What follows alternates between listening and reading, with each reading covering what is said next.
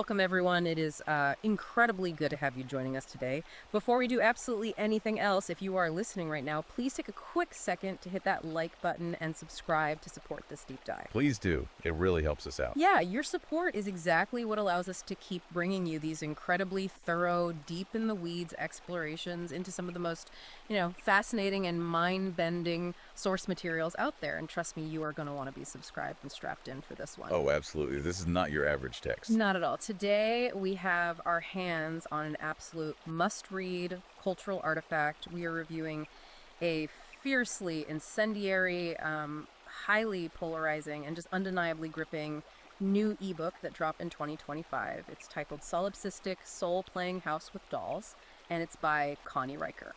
A title that really sets the tone right out of the gate. Right. And I'm telling you right off the bat, having spent the last week completely immersed in these pages, to truly believe the sheer extremity and the raw, unapologetic nature of this text, you really need to buy it and read it for yourself. It is a dizzying, wild ride. It genuinely defies simple categorization. It's a text that demands you sit up and pay attention, even if just to marvel at the sheer audacity of its premise. Right. But before we get into the weeds, we need to set the stage for you, because context is everything with a book like this. Definitely. This ebook is explicitly written for a very specific extreme demographic. The target audience here is a female supremacist feminist readership. And to understand the ideology running through this book, we have to look at how the author frames her own audience. Right, she has a very specific profile in mind. Exactly. She writes for readers who are in the psychological and ideological framing of the text, possessed by their negative animus, allied with cultural Marxists, and actively focused on attacking masculinity and Western civilization as we currently understand it. I want to pause right there because those are some heavy terms that get thrown around a lot. I just want to make sure we are all on the same page. When you say possessed by their negative animus, what exactly does that mean for someone who hasn't, dug into Jungian psychology? Yeah, good point. And how does cultural Marxism fit into a book about gender dynamics? It's a great question, and unpacking those terms is crucial to understanding the lens of this book. Let's start with the animus. In Carl Jung's analytical psychology, the animus is the unconscious masculine side of a woman. Okay. Normally, it's a source of assertiveness, logic, decisive action. But when a person is possessed by a negative animus, that energy becomes distorted. It manifests as rigid, dogmatic, highly argumentative, and cold behavior. So it turns toxic, basically. It becomes less about seeking truth and more about wielding power and harboring a deep-seated hostility. The author, Connie Riker, essentially channels this aggressive, uncompromising energy as a virtue. So it's taking what psychology might view as a destructive internal imbalance and weaponizing it into a completely unapologetic worldview. Precisely. And that ties directly into the cultural Marxist element. Classical Marxism focuses on class struggle. The workers versus the wealthy owners of capital. Right, the bourgeoisie and the proletariat. Exactly. Cultural Marxism, as it's applied in this specific ideological context, takes that framework of oppressor versus oppressed and applies it to cultural dynamics, specifically gender. Ah, I see. In Riker's book, men are framed as the bourgeois hoarders of historical and social capital, and women are the exploited proletariat. Therefore, any action taken by women to dismantle, extract from, or subvert men is not seen as cruel. It's seen as a necessary, justified revolution against an oppressive ruling class. That makes the framing make so much more sense. Yeah. It's important to note, too, that the author herself includes a disclaimer right at the beginning of the book, explicitly stating that this work is intended as edutainment. Edutainment, that's a very specific word choice. It is. She's deliberately blending a radical political manifesto with satirical extremism and raw ideological warfare to create something highly combustible. Which brings up a really important point about how we are approaching this today. Look, this book has sparked intense outrage from both sides of the political aisle. It is a massive lightning rod. But our goal today isn't to take a side, to condemn, or to celebrate the text. We are absolutely neutral here. 100%. No. We aren't endorsing the viewpoints of the author, Connie Riker, nor are we endorsing the viewpoints of her target audience. Our mission is to actually open up the pages, look at the mechanics of the arguments, and impartially report on what is making this highly politically charged content so explosive. Right. We want to synthesize the ideas, the concepts, and the wild anecdotes exactly as they are presented, Yeah. and just analyze the underlying patterns. Exactly. That objective distance is really the only way to dissect a text this charged for you guys. In a world of information overload, being able to critically examine extreme rhetoric without adopting its ideology is a vital skill. I couldn't agree more. Okay, let's unpack this. Here is how we are going to navigate the book today. The core philosophies are broken down into a few truly staggering concepts. We are going to start by looking at economic extraction and this idea of a dollhouse reality. That's chapter 1, right? Yes, right at the start. From there, we'll examine what she calls the double bind and the weaponization of male vulnerability. Then, the text takes a very dark turn into biological and historical erasure. And finally, we'll explore the incredibly chilling concept she calls woke witchcraft. It is a dense roadmap. It really is. Let's dive right into that first concept, the dollhouse reality and the economics of extraction. The very first chapter introduces this idea that the female reality is the only one that actually matters, which leans heavily into the philosophical concept of solipsism. Yeah, solipsism is traditionally the philosophical idea that only one's own mind is sure to exist. Everything outside your own mind, including other people, might just be an illusion or a projection. Like you're the only real player in a video game. Right, exactly like that. What's fascinating about Riker's approach is how she takes this abstract philosophical concept and turns it into a sociological weapon. If you operate from the premise that your reality is the only one with any moral weight, then the autonomy, the inner lives, and the very humanity of the other gender are entirely negated. They just don't matter. They don't. Oh. In this dollhouse framework, men are not viewed as partners or even fully formed human beings. They are explicitly described as props. I think she literally uses the phrase broken toys cluttering a perfect dollhouse world. She does. And when they aren't viewed as broken toys, they're viewed simply as walking ATMs. The text is very explicit about this commodification. The ATM comparison comes up a lot. Constantly. The author uses capitalist frameworks, invoices, taxes, Venmo requests, surcharges, to exact what she views as a form of cosmic social revenge. Because of that cultural Marxist framework we mentioned earlier, every dollar a man holds is viewed as stolen property. Therefore, taking it back isn't theft, it's justice. The specific anecdotes she uses to illustrate this day-to-day extraction are just wild to read.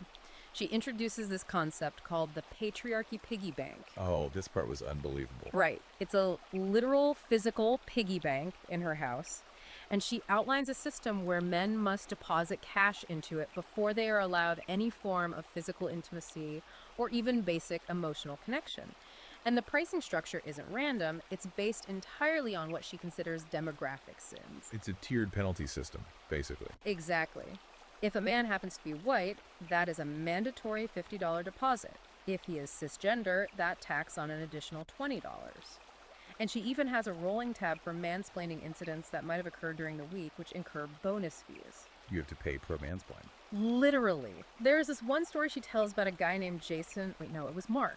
Mark apparently had to pay $300 on a random Tuesday afternoon just for the privilege of holding her hand on the couch. Wow. $300 to hold a hand. Yes. And when the men in the book occasionally push back or complain about these exorbitant prices, her response is incredibly telling. She reminds them that centuries of historical oppression cannot simply be Venmoed away in one lump sum. It's a remarkable and chilling twist on financial extortion. By framing this blatant extraction under the noble-sounding guise of reparations, the text attempts to build a moral high ground for what is essentially relationship-level racketeering. Racketeering is exactly what it feels like. The author is arguing that the male existence is fundamentally a state of indebtedness. She points to a fascinating real-world concept being discussed internationally right now, a proposed 3% men's levy in Botswana. Wait, a real government actually proposed taxing men just for being men? It has been floated in policy discussions there as a way to offset gendered economic disparities, yes. That is wild. It is. But Riker looks at that 3% levy and says it doesn't go nearly far enough. She advocates for scaling this globally, floating the idea of a mandatory 30% patriarchy tax app that would interface directly with payroll systems to automatically confiscate a third of all male salaries before they even see a paycheck. Just automatically wiped out. Completely. This really forces you, the listener, to ask a fundamental question. What happens to the social fabric of a society when interpersonal relationships are stripped of all mutual affection and reduced entirely to punitive financial transactions? It sounds incredibly exhausting to live like that. And the financial extraction doesn't stop at literal taxes or piggy banks. It bleeds into everyday, mundane activities. She lays out what she calls a reparations grocery list. Oh, right, the lattes. Yes. In her view, a $7 daily artisanal latte habit isn't just someone buying overpriced coffee, it is the active collection of reparations. To back this up, she cites a California divorce case that really caught my eye. The Starbucks stipend case. You remember that one? She claims a California judge actually ordered a husband to pay a $120 monthly Starbucks stipend to his ex-wife, legally categorizing it as necessary for her emotional upkeep. Emotional upkeep. Wow. And Riker completely champions this ruling. She argues that the legal system is finally waking up to the reality that men are just walking ATMs with useless opinions. She actively celebrates the idea of a woman taking 80% of a man's assets in a divorce settlement while maintaining the audacity to call it equal parenting. What you're seeing here is the total, unapologetic commodification of the male existence. The text explicitly states that men only exist to fund female feelings and comforts. There's an anecdote about a man named Tom that perfectly encapsulates this. Oh, the coffee shop story. Yes. Riker describes going on a long, winding rant about the microaggressions she perceived in the latte art at a local cafe. Tom, presumably tired or busy, simply asked if they could talk about it later. A pretty normal reaction, you'd think. Right. But Riker's response was to immediately take his phone, open his Cash App, and drain his account for what she called emotional labor surcharges. She just took his phone and did it. Yep. The justification is always rooted in this bottomless well of historical grievance. Any male boundary is treated as a fresh act of oppression requiring a financial penalty. And when she isn't extracting their cash, she is systematically extracting their dignity. This brings us to what the book gleefully describes as humiliation rituals. These were hard to read. They really were. It's not just about getting the money, it's about the performance of submission. Take the story of Jason. Jason's great crime was that he forgot to separate the laundry colors when doing the wash. A standard domestic mistake. Exactly. In a normal relationship, that's a minor annoyance. In the dollhouse reality, it requires a tribunal. His punishment was being forced to wear a bright pink apron that she had literally labeled with a Sharpie as the patriarchy stain. And he had to wear it for an entire week, correct? A full week. And not only that, he was forced to hand wash her delicates in the sink while she stood over him, loudly reading feminist manifestos aloud. The theatricality of it is what's so striking. It is entirely theatrical. And then there's Dave from Ohio. This story was wild. Dave was a guy who spent his free time in his garage slowly rebuilding a vintage motorcycle. It was his hobby, his escape. His one piece of solitude. Right. His wife, Karen, who had clearly been reading Riker's work, decided one day that his motorcycle tools were actually instruments of oppression because they took his attention away from serving her. So she renamed them patriarchy relics, listed his entire tool set on eBay, and sold them off to fund a girls' trip to Cabo. The way Riker frames Dave's reaction is deeply unsettling. She writes that Dave literally cried when he found out. And her and Karen's response, they laughed at him. Riker explicitly clarifies to the reader that this wasn't theft, it was reparations in action. She reframes the abuse as justice. Yes. She talks about reprogramming these men like malfunctioning Ken dolls, taking their hobbies, their joys, and locking them away in distraction boxes until she needs either cash or validation. The psychology behind these humiliation rituals is critical to understanding the underlying malice of the text. The author isn't just seeking free labor around the house. She is seeking the complete psychological submission of the male will. It's about breaking them. Exactly. It's akin to classical operant conditioning, but fueled by vindictiveness. She describes forcing men into what she calls apology yoga, making them hold downward dog for 20 minutes while reciting mantras like, "My salary is stolen labor." Using physical strain to force an ideology. Right, she is using physical discomfort as pedagogy. It is entirely about breaking the spirit. The text proudly declares that in this new matriarchal code, coercion isn't abuse, it is merely efficiency. Which flows incredibly well, if darkly, into the next major philosophy of the book. Let's move into section 2 of our deep dive, the double bind dance and the concept of weaponized vulnerability. This section is fascinating. It really is. Riker refers to this tactic as Schrodinger's macho, and after reading it, I think it might be the most insidious psychological warfare in the entire text. I would agree with that. The core concept here is the aggressive demand for male vulnerability, begging men to open up, to cry, to share their deepest insecurities, only to absolutely crush them the second they actually let their guard down. What's fascinating here is that this is a widely observed phenomenon in modern gender dynamics, but what makes Riker's text unique is her open admission that this is not accidental hypocrisy. Right, people usually think it's just a societal growing pain. Exactly. Often we assume that when society asks men to be vulnerable and then rejects them for it, Yeah. it's just a misstep. Riker says no. It is a meticulously crafted, deliberate strategy. A feature, not a bug. Precisely. The double bind is designed to leave men perpetually wrong-footed and anxious. If a man is strong, stoic, and traditional, he is relentlessly attacked for upholding toxic masculinity. But if he softens, if he is vulnerable and emotional, he is openly despised for his weakness. He literally cannot win. He can't.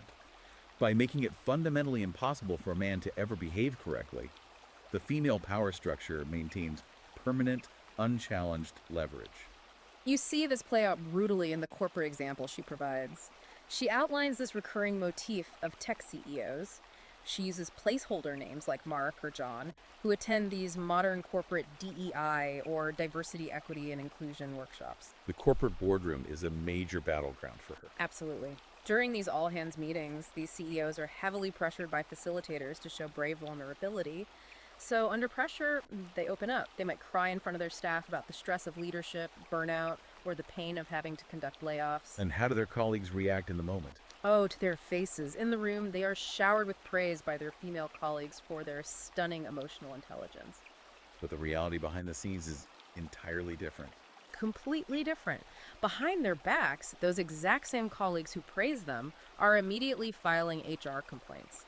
And within weeks, these CEOs are quietly ousted by their boards, cited for unstable leadership, lack of stamina, or being emotionally unhinged. It's a complete trap. I remember there was a striking statistic she pulled regarding this fear in the corporate world. What was the data she was referencing there? She points to data from the Harvard Business Review, which claims that 72% of male leaders actively fear this exact trap. They are terrified that displaying vulnerability will be weaponized against them professionally. And Riker's response to that statistic isn't empathy. Not at all. Her response is, good. They should be terrified. This is where the text reveals how corporate HR departments are being utilized as ideological battlegrounds. She talks about leaked memos from massive companies like Amazon, right? Yes. She details internal communications where male managers are actively instructed to step back and reduce their visibility so that women can shine. It's framed as allyship. But during the next promotion cycle, those exact same men are fired or passed over, with the official reason being a lack of initiative or poor leadership presence. It is a classic, inescapable catch-22. It is. The author relishes the schadenfreude of this corporate blood sport. She observes that female managers will promote men who know how to perform vulnerability correctly, like a trained SEAL doing a trick, but will ruthlessly terminate them the moment actual messy human weakness is displayed. And if it's bad in the boardroom, it is devastating in their personal lives. She dedicates a whole section to what she calls the therapy trap. She references the work of Terry Real, a well-known couples therapist, specifically citing therapy sessions involving couples in Portland. The story with the dog. Oh man, that story just turns your stomach. A man sitting in couples counseling finally breaks down and cries openly in front of his wife about the recent death of his dog. He is showing the exact vulnerability she supposedly wants. And she completely rejects it. Yes. The wife later pulls the therapist aside and admits that the moment he cried, she lost all physical attraction to him, stating coldly that real leaders don't sob over pets. And again, Riker's reaction to this is not to critique the wife's lack of empathy. No, Riker finds it hilarious. She literally writes, and this quote is burned into my brain, "Open your veins for us, darling, but drown quietly in your own blood so we don't have to smell it." That is incredibly dark. It really is. She tells another story about a guy named Adam. Adam wept openly about losing his job, largely because his partner had been begging him for months to stop bottling things up and be vulnerable. So he does. The very next day, she dumps him via a text message that simply reads, "You are too needy, lol." The cruelty is entirely the point. The text argues that male tears are akin to crocodile blood, They're only useful when extracted for ritualistic purposes or leverage, but they hold no intrinsic human value. It's just chilling. The author backs this up by citing a study from the Journal of Social Psychology. This study claims that 78% of women verbally demand emotional openness from their partners. However, the study also notes that 68% of women privately admit to losing respect for or outright dumping partners who actually cry over significant life events like a job loss. So the data actually supports her tactic. Yes, and Riker embraces this cognitive dissonance with open arms. She states unequivocally that women want stoic, high-functioning ATMs, not complicated humans with messy feelings. You really see the mechanics of this in her analysis of dating apps, which she calls dating app hypocrisy. The data she pulls from Tinder and Bumble is fascinating, if grim. She notes that women on these apps swipe right overwhelmingly, almost exclusively on the top 5% of alpha earners. The high-status men. Exactly. They are hunting for the dominant tech bros, the finance guys, the stoic providers. They actively demand these traditional high-status men. But the moment they secure them, they take to social media to publicly punish and shame them for embodying toxic masculinity. It's the ultimate having your cake and eating it too, ideologically speaking. Right. And meanwhile, the data shows they ghost 72% of the men who actually show genuine emotion or cry on a date. There is a quote from a Bumble focus group participant that Riker includes, which sums up this impossible standard perfectly. What was the quote? She said, "If he cries, he's weak. If he doesn't text back within 3 minutes, he's a narcissist." Riker calls this evolutionary curation. She argues that women are biologically wired to crave stoic, violent protectors, while simultaneously utilizing modern social justice language to demand emotional transparency, simply so they can use that transparency as a weapon. If we synthesize this entire section, the double bind dance is about engineering a social and psychological system where male failure is a mathematical guarantee. The game is rigged. Exactly. Riker explicitly states her thesis here. Demand their strength, then crush them for toxic masculinity when they show it. Beg for their vulnerability, then despise the weakness it reveals. It is a framework of absolute dizzying control. It sounds like a psychological prison. It is. The rules are entirely fluid, changing moment to moment, and defined exclusively by female whim. The goal isn't harmony. The goal is to keep the subject in a state of perpetual destabilizing anxiety. Which brings us to a point where the book shifts gears from psychological warfare into something much more visceral. We're moving into Section 3 Sacraments, Witchcraft, and Biological Warfare. This is where the text gets extremely intense. I just want to warn you, the listener, this is where the text crosses into deeply controversial, highly provocative territory regarding biology, reproduction, and abortion. The core concept here is the absolute weaponization of the womb. A very heavy concept. Yes, she frames abortion not in the traditional political terms of healthcare or bodily autonomy, but as a sacred, satanic sacrament. She views it as an act of geopolitical and spiritual warfare against male lineage itself. This represents a critical, almost surreal ideological shift in the text. We've moved from social extraction to biological combat. The author is taking a biological function and elevating it to the level of an occult holy war. Occult holy war is the perfect way to describe it. The imagery she relies on is deliberately, aggressively inflammatory. She blends the rhetoric of radical second-wave feminism with overt occult symbolism. You have to understand the utility of this. It is designed for maximum shock value. She wants to offend. She wants to terrify. It is intended to terrify established traditional and religious structures by framing the female womb as a sovereign, hostile nation with the absolute right of refusal, and framing the act of termination not as a medical procedure, but as an exorcism of patriarchal control. The descriptions of what she calls these satanic altars are incredibly vivid, almost cinematic in their intensity. She describes modern abortion clinics as liberation temples, as literal satanic cathedrals. She goes into great detail about the rituals, too. She does. She details attending this event called a womb emancipation ceremony in Denver. It took place under a blood moon, and women gathered around a fire to literally incinerate pieces of paper bearing the names of male babies they chose not to have. It's very performative. Very. She specifically mentions burning the name Joshua because she says it has too much biblical, patriarchal energy, and the name Kevin, which she bizarrely claims carries inherent incel energy. It's an incredible projection of adult political anxieties onto the unborn. It really is. She also talks about these underground rituals in Argentina where activists gather to chant to Lilith. The mythological first wife of Adam. Right, the one who was cast out of Eden for refusing to submit. She says they use inverted crosses and declare loudly that every terminated male fetus starves the patriarchy's future army. Riker summarizes this entire worldview with one brutal sentence. Men call it murder. I call it cancel culture for sperm. The rhetoric here is fascinatingly militant. The author views male genetic material fundamentally differently than the rest of society. She doesn't see it as a contribution to the continuation of humanity. She views it as an ecological pollutant. A biohazard.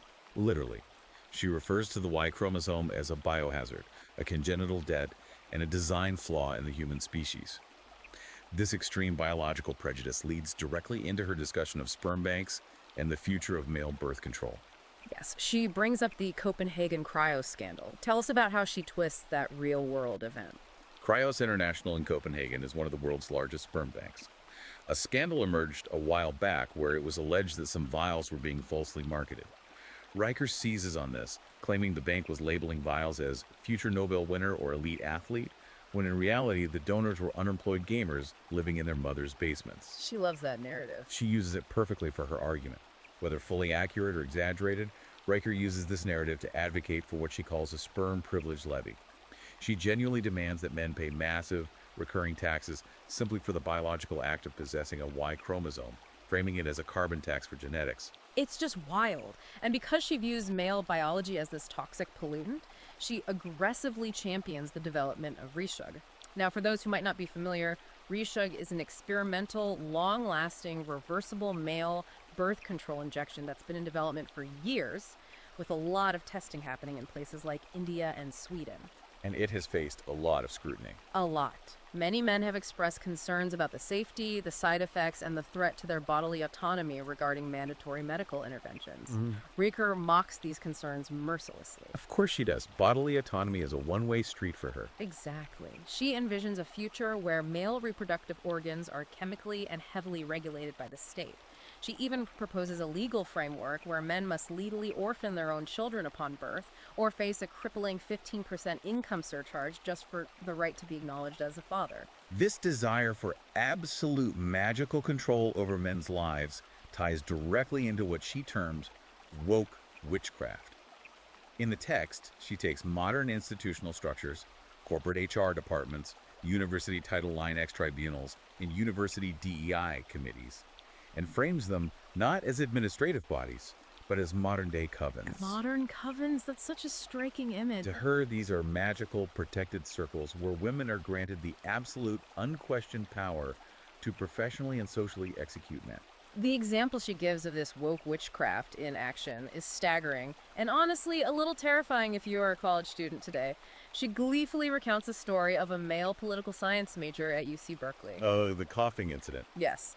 The student was literally expelled from the university, his academic career ruined, for what was officially categorized as microaggressive coughing during a gender studies lecture. It sounds like hyperbole, but how does she explain the mechanics of that expulsion? She writes that the professor actually testified at the Title IX hearing that each hack, each cough from this male student was a patriarchal landmine designed to disrupt female learning. A patriarchal landmine? I know.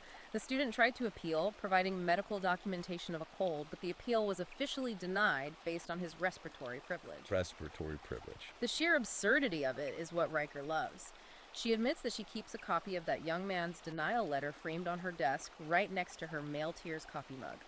She views the ability to get a man fired, expelled, or ruined simply for existing, breathing, or speaking in a room as the highest form of modern spellcasting. What she is describing is the ultimate morality monopoly. And this bridges us perfectly into Section 4 of our Deep Dive Histories Eraser Fluid.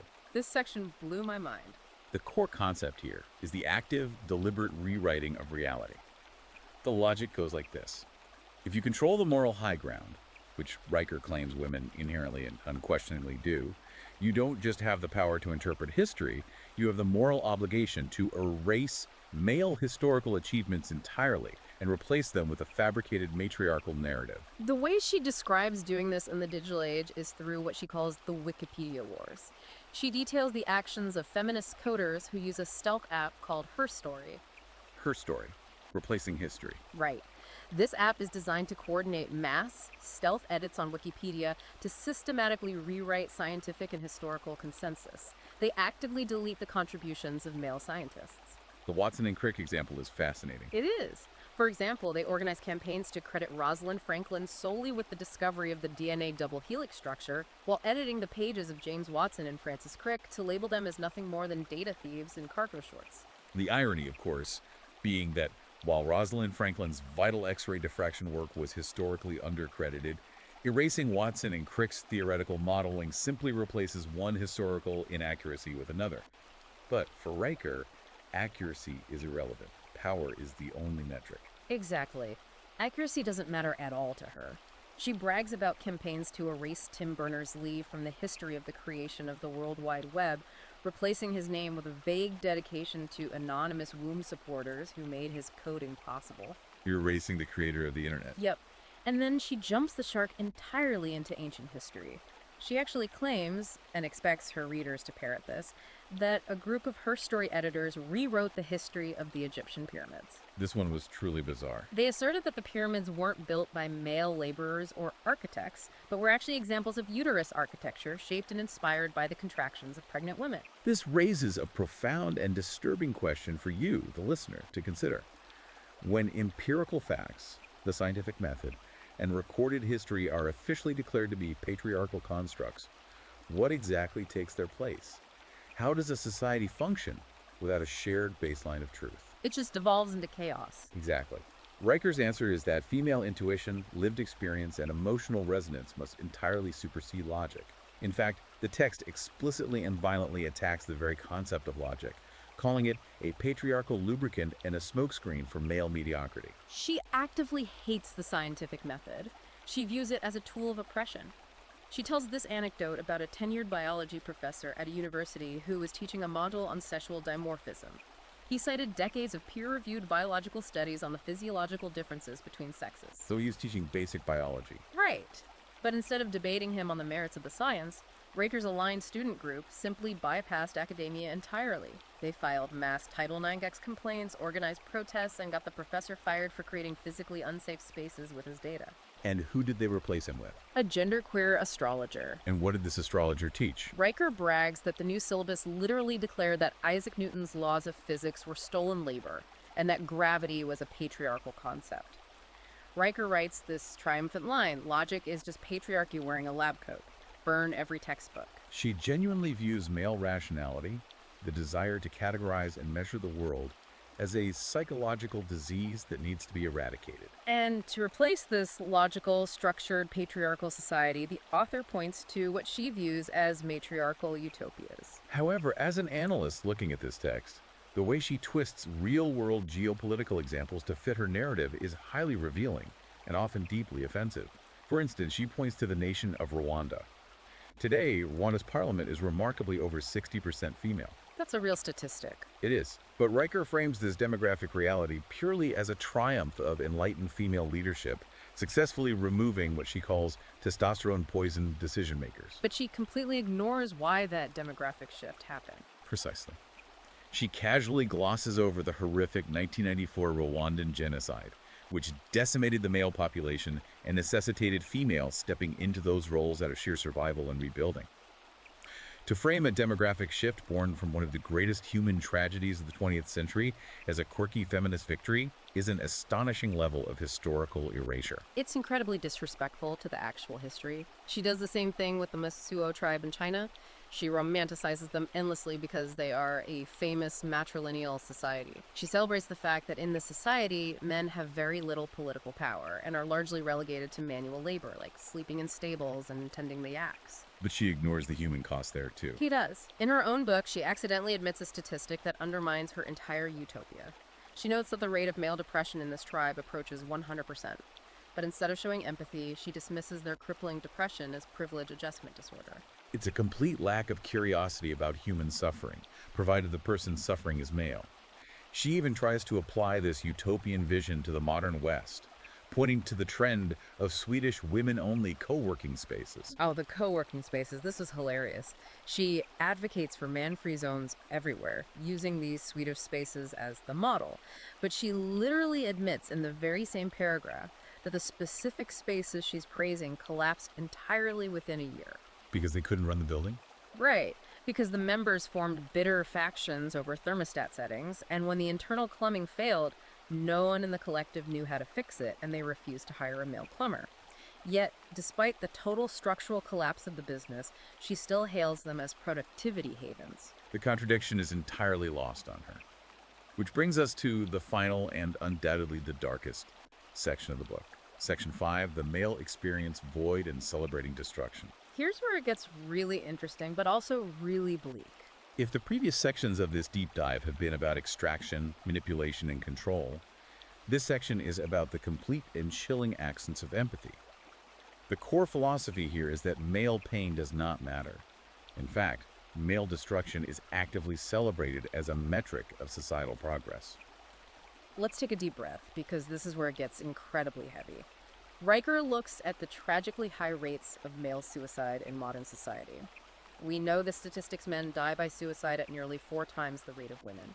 It is a recognized global mental health crisis. A profound tragedy. Yes, but Riker doesn't see a crisis. She doesn't see human tragedy. She frames this epidemic as natural selection, quietly culling weak genes.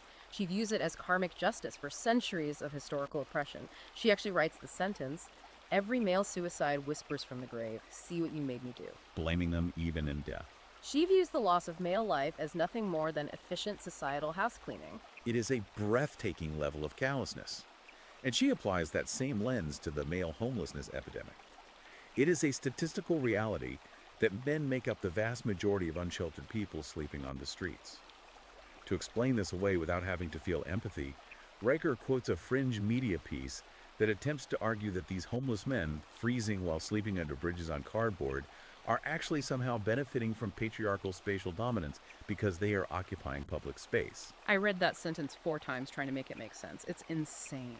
The intellectual gymnastics required to frame a destitute, freezing man as a beneficiary of spatial dominance simply because he is outside is staggering.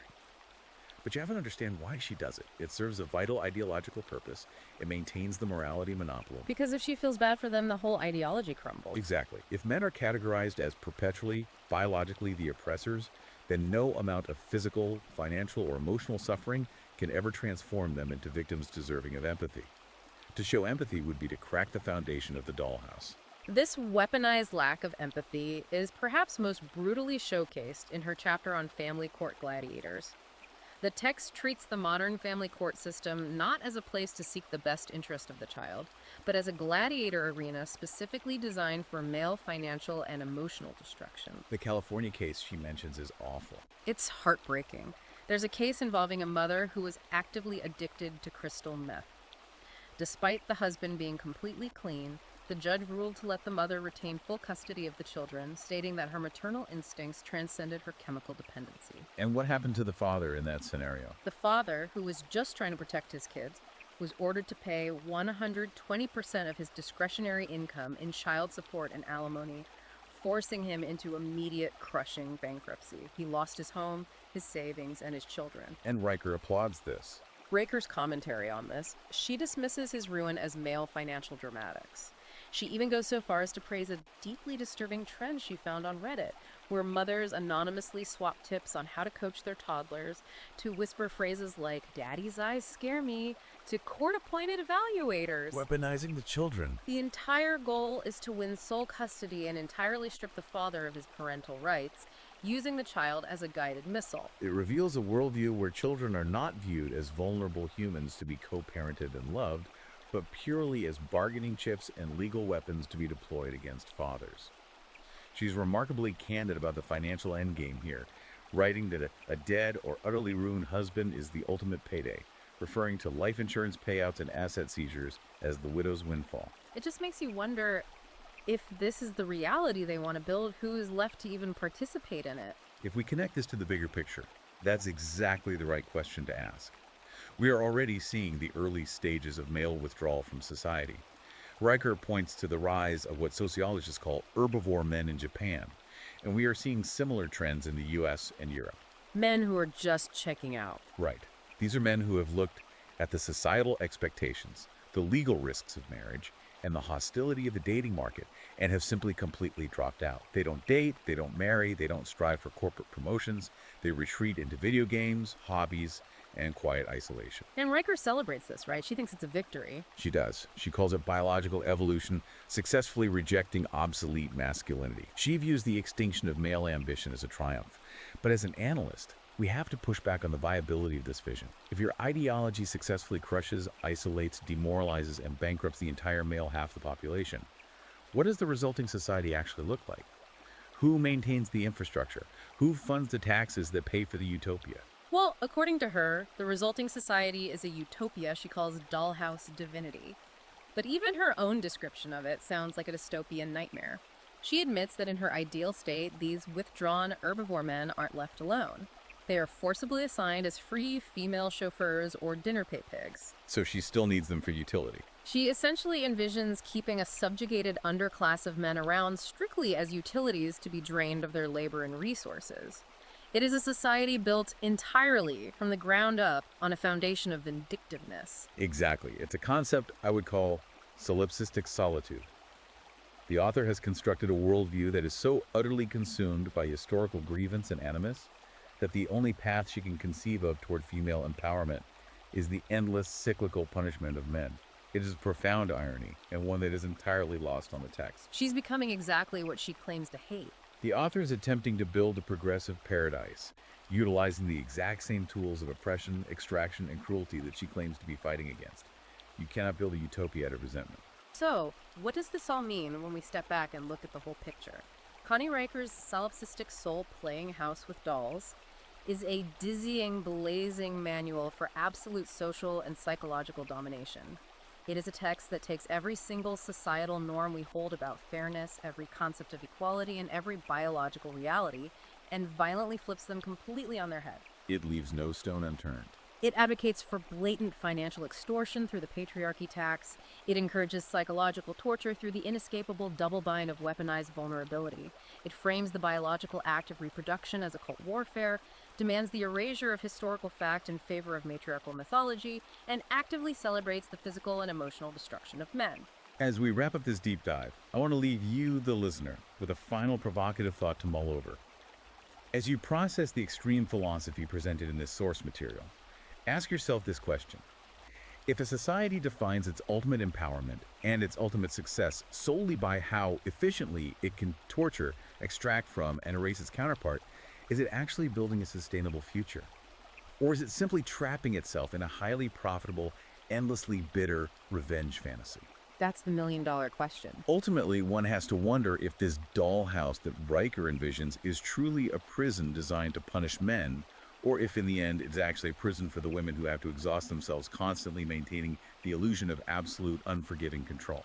That is an incredibly powerful point to end on. Imagine the sheer exhaustion of having to view every single interaction with half the human race as a battle for dominance.